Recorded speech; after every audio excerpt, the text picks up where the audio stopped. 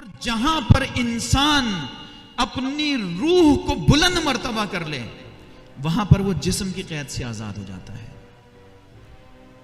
یہ جسم اس کا رستہ نہیں روک سکتا. آیت اللہ بہلول ایک بڑی عظیم شخصیت، عارف شخصیت گزرے ہیں. بہت سارے علماء نے ان کے سامنے زانو ادب طے کیا ہے. اپنے زمانے کی بہت مشہور شخصیت، چند سال پہلے ان کا انتقال ہوا. ان کے ایک چاہنے والے بتاتے ہیں کہ ہر سال آیت اللہ بہلول محرم الحرام میں ہمارے یہاں تشریف لاتے تھے اصفہان میں مجلسیں پڑھنے کے لیے، اور قیام ان کا ہمارے گھر پہ ہوتا تھا. ہم سے ان کی بہت زیادہ رفاقت تھی، دوستی تھی. کا ایک سال شدید سردیوں میں محرم آیا، ممبر پہ بیٹھے ہوئے خطاب فرما رہے تھے، میں ممبر کے نیچے بیٹھا ہوا تھا کہ اچانک انہیں بہت زور سے چھینک آئی اور رومال کی ضرورت پڑی. میں نے ادھر ادھر دیکھا، جیب کو ٹٹولا، نہ ان کے پاس رومال نہ میرے پاس، ٹشو وغیرہ بھی نہیں. یہ کون سا زمانہ ہے؟ یہ زمانہ ہے آج سے کوئی 60-70 سال پہلے کا زمانہ، کہ جب عراق اور ایران کے درمیان سرحدیں بند ہوتی تھیں، جب پوری دنیا سے لوگ کربلا کی زیارت کو ترستے تھے. یہ زمانہ اپنے ذہنوں میں رکھیے گا. یہ وہ زمانہ ہے کہ جب لوگ اپنے ہاتھ پیر کٹوا کے کربلا کی زیارت کے لیے جا رہے ہیں. کہا کہ چھینک آئی، میں نے ادھر ادھر دیکھا، بے اختیار اپنی ٹوپی اتار کے اور آیت اللہ بہلول کے ہاتھ میں دے دی. انہوں نے منہ صاف کیا، اچانک متوجہ ہوئے کہ میری ٹوپی ان کے ہاتھ میں ہے. مسکرا کے میری طرف دیکھا، کہا اس نظر کو میں آج تک نہیں بھول سکتا کہ کتنی محبت سے انہوں نے میری طرف دیکھا تھا. ایک مرتبہ مجلس ختم ہوئی، رات کے وقت گھر آئے، صحن میں کھڑے ہو کے مجھے آواز دی، کہا فلانی باہر آؤ.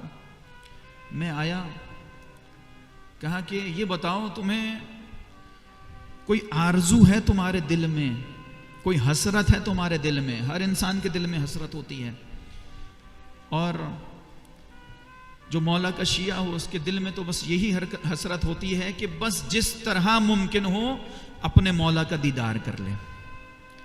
کہا کہ مولانا اس سے بڑھ کے حسرت کیا ہوگی؟ کربلا کے راستے بند ہیں، بس خدا کربلا اور نجف کا دیدار کرا دے. توجہ رکھیے گا، بس خدا کربلا اور نجف کا دیدار کرا دے. آیت اللہ بہلول نے کہا کہ اچھا جاؤ، جا کے غسل کر کے آؤ. کہتے ہیں میں گیا، میں غسل کر کے آیا. اس کے بعد مختلف سورتوں کی مختلف آیتوں کو پڑھنے کا کہا کہ فلاں سورہ کی فلاں آیتیں پڑھو، فلاں سورہ کی ابتدائی آیتیں پڑھو، فلاں سورہ کی آخری آیتیں پڑھو. اور جب یہ پڑھ چکے تو انہوں نے میرا ہاتھ تھاما اور صحن میں 2-3 قدم چلے. کہتے ہیں اچانک میں نے اپنے آپ کو امام حسین علیہ السلام کے حرم میں پایا. میں حیرت زدہ رہ گیا، پریشان رہ گیا. میں نے دیکھا کہ میرے ساتھ ہیں. کہا دیکھتے کیا ہو، زیارت کرو.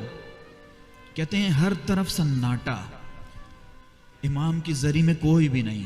صدام کی جانب سے اجازت ہی نہیں ہے لوگوں کو جانے کی، اور ہم نے کھل کے زیارت کی. باہر لے کے آئے، صحن میں کھڑے ہوئے، 2-3 قدم چلے تھے، دوبارہ میں نے اپنے آپ کو ایک اور حرم میں پایا. میں نے کہا کہ مولانا یہ کون سا حرم ہے؟ کہا تم نے ہی تو کہا تھا کربلا اور نجف کی زیارت کرنی ہے. کہا یہ امیر المومنین علی ابن ابی طالب علیہ السلام کا حرم ہے. زیارت ختم ہوئی، میں مولا کی زری کے نزدیک مبہوت رہ گیا، پریشان رہ گیا کہ یہ میں کس طرح یہاں پہ آیا. اور ابھی تک میں اس سے لطف اندوز ہو رہا تھا کہ اچانک آیت اللہ بہلول نے مجھے مخاطب کیا، کہا فلانی کیا گھر واپس جانے کا ارادہ نہیں ہے؟ میں نے کہا کیوں نہیں، واپس چلتے ہیں. میں ابھی سوچ ہی رہا تھا، میں نے اپنے آپ کو اپنے گھر کے صحن میں پایا. آیت اللہ بہلول نے مجھے مخاطب کیا، کہا کیا سوچ رہے ہو؟ میں نے انہیں کہا کہ آپ کا بہت شکریہ، آپ نے مجھے زیارتیں کرائی، لیکن یہ بتائیے یہ زیارتیں اصلی تھیں یا نہیں تھیں؟ کہا کہ ہم نے اگر تم سے وعدہ کیا تھا اور تمہاری خواہش پوری کرنے کا کہا تھا تو یہ اصلی تھیں، نقلی کہاں سے ہو سکتی ہیں؟ میں نے بڑھ کے ایک اور سوال کیا، میں نے کہا اچھا اگر یہ اصلی تھیں تو نجف کی آپ نے زیارت کروائی، کربلا کی زیارت کروائی، سامرہ اور کاظمین بھی لے جاتے؟ کہنے لگے کہ تم بے وقوف ہو، جب تم نے اپنی خواہش کا اظہار کیا تھا تو اس میں سامرہ اور کاظمین کا ذکر نہیں کیا تھا، جتنی تمہاری خواہش تھی پوری کر دی گئی۔